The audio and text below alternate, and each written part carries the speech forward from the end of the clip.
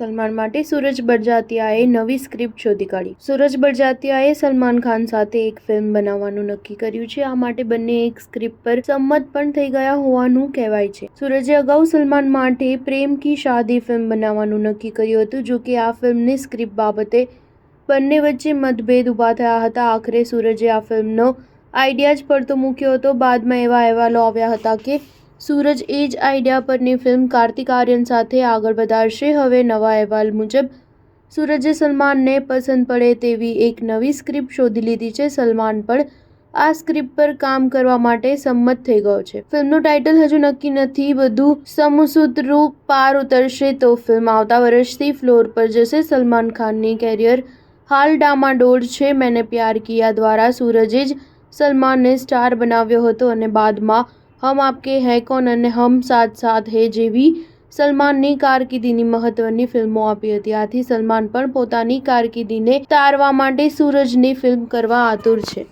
Star news 7 હંમેશા સચ્ચાઈની સાથે.